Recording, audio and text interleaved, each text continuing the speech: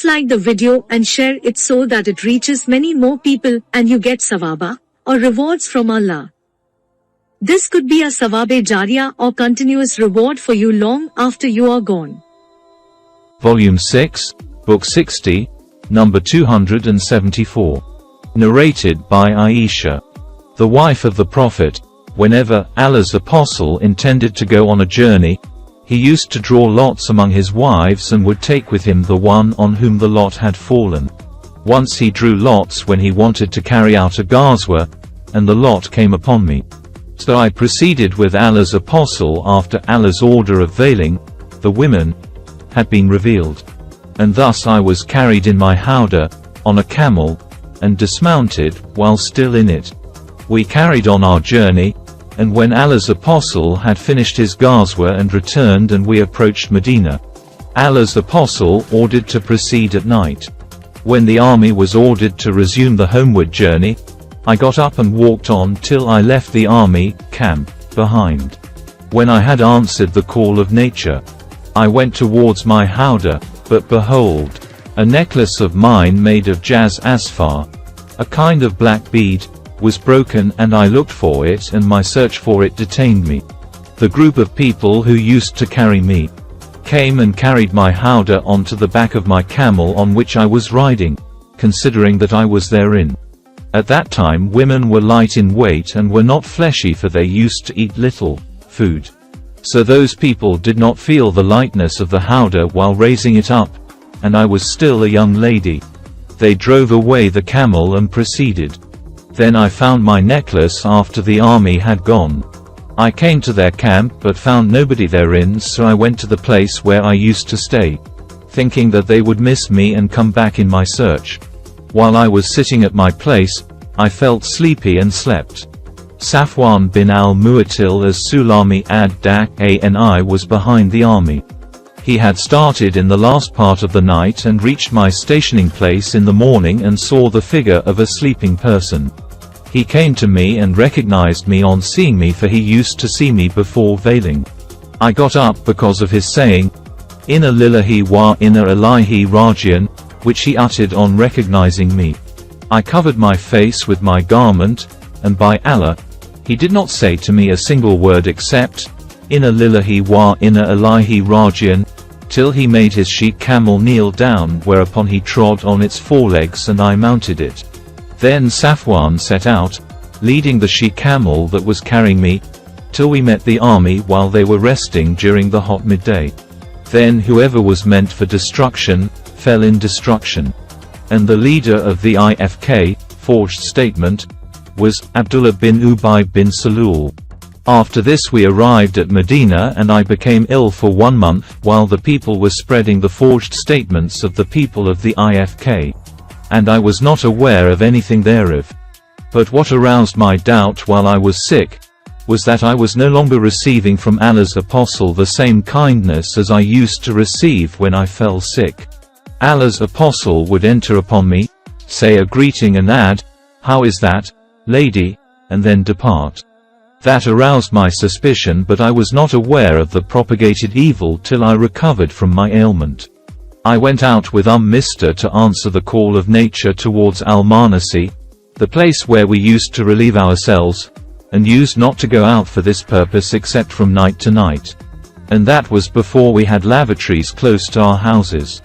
And this habit of ours was similar to the habit of the old Arabs, in the deserts or in the tents, concerning the evacuation of the bowels. For we considered it troublesome and harmful to take lavatories in the houses.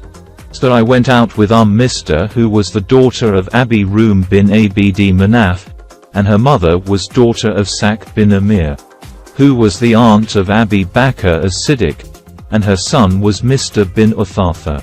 When we had finished our affair, Mr. and I came back towards my house. Mr. stumbled over her robe, whereupon she said, "Let Mr. be ruined." I said to her, "What a bad word you have said. Do you abuse a man who has taken part in the battle of Badr?" She said, "Oh, you there? Didn't you hear what he has said?" I said, "And what did he say?" She then told me the statement of the people of the IFK, forged statement, which added to my ailment. When I returned home, Allah's apostle came to me, and after greeting, he said, "How is that, lady?" I said, "Will you allow me to go to my parents?" At that time I intended to be sure of the news through them. Allah's apostle allowed me, and I went to my parents and asked my mother, "Oh my mother, what are the people talking about?" My mother said, "Oh my daughter, take it easy, for by Allah, there is no charming lady who is loved by her husband who has other wives as well, but that those wives would find fault with her." I said, "Subhan Allah. Did the people really talk about that?" That night I kept on weeping the whole night till the morning. My tears never stopped. Nor did I sleep, and morning broke while I was still weeping. Allah's apostle called Ali bin Abi Talib and Osama bin Zaid when the divine inspiration delayed, in order to consult them as to the idea of divorcing his wife. Osama bin Zaid told Allah's apostle of what he knew about the innocence of his wife and of his affection he kept for her. He said, "O Allah's apostle, she is your wife, and we do not know anything about her except good." But Ali bin Abi Talib said, "O Allah's apostle, Allah does not impose restrictions on you, and there are plenty of women other than her. If you however ask her, slave girl, she will tell you the truth." Aisha added, "So Allah's apostle called for Barira and said, 'O Barira, did you ever see anything which might have aroused your suspicion?' As regards Aisha, Barira said, 'By Allah who has sent you with the truth, I have never seen anything regarding Aisha which I would blame her for except that she is a girl of immature age who sometimes sleeps and leaves the dough of her family unprotected so that the domestic goats come and eat it.'"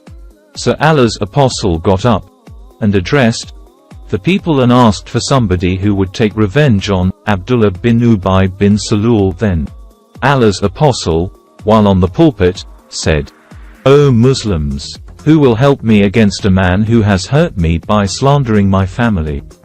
By Allah, I know nothing except good about my family, and people have blamed a man of whom I know nothing except good. And he never used to visit my family except with me." Sa'd bin Mu'a al-Ansari got up and said, "O Allah's apostle, by Allah, I will relieve you from him. If he be from the tribe of Bani al-Aus, then I will chop his head off. And if he be from our brethren, the Khazraj, then you give us your order and we will obey it." On that, Sa'd bin Ubadah got up, and he was the chief of the Khazraj, and before this incident, he had been a pious man, but he was incited by his zeal for his tribe. He said to Sa'd bin Mu'a, "By Allah the Eternal, you have told a lie.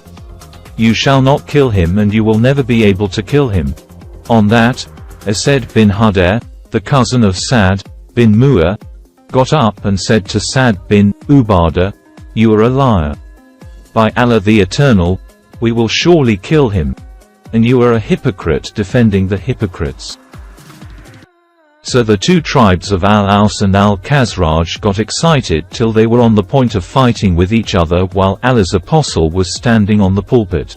Allah's apostle continued quietening them, till they became silent, whereupon he became silent too.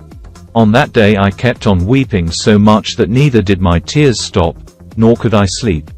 In the morning my parents were with me, and I had wept for 2 nights and a day without sleeping and with incessant tears till they thought that my liver would burst with weeping, while they were with me and I was weeping.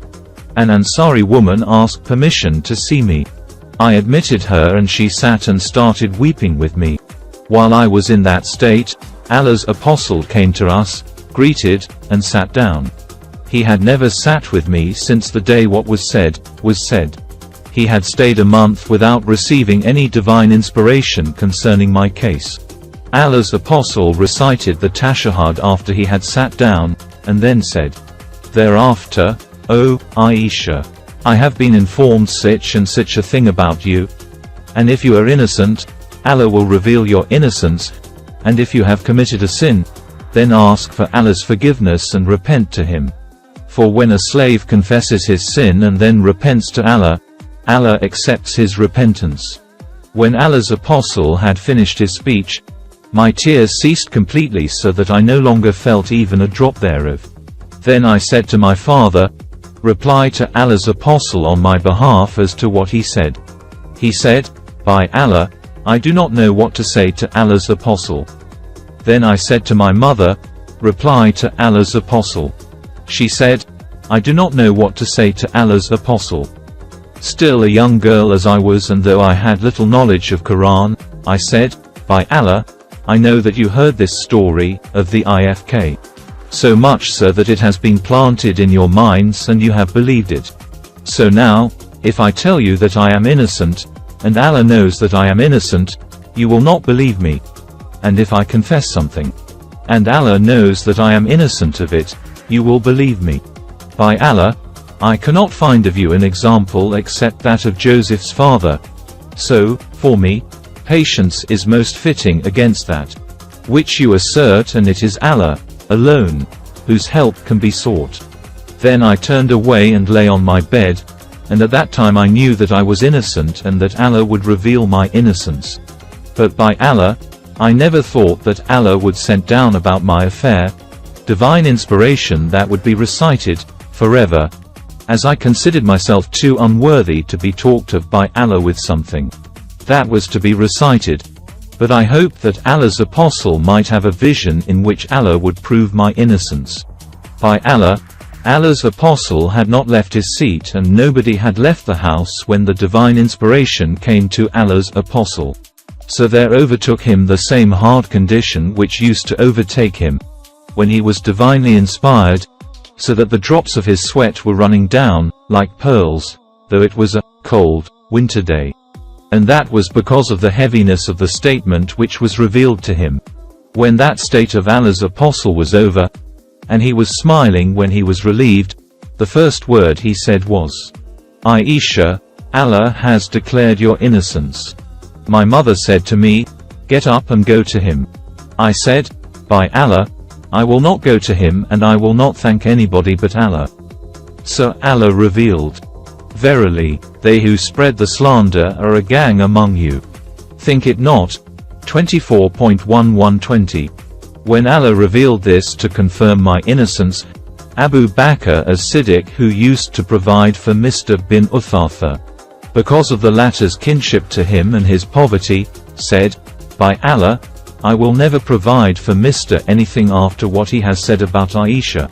So Allah revealed, let not those among you who are good and are wealthy swear not to give help to their kinsmen, those in need, and those who have left their homes for Allah's cause. Let them pardon and forgive, i.e. do not punish them. Do you not love that should forgive you? Verily Allah is oft forgiving, most merciful. 24.22, Abu Bakr said, yes, by Allah, I wish that Allah should forgive me. So he resumed giving Mr. the aid he used to give him before and said, by Allah, I will never withhold it from him at all. Aisha further said, Allah's apostle also asked Zainab bint Jahsh about my case. He said, O Zainab, what have you seen? She replied, O Allah's apostle, I protect my hearing and my sight by refraining from telling lies. I know nothing but good about Aisha. Of all the wives of Allah's apostle, it was Zainab who aspired to receive from him the same favor as I used to receive, yet Allah saved her from telling lies because of her piety. But her sister, Hamna, kept on fighting on her behalf, so she was destroyed, as were those who invented and spread the slander.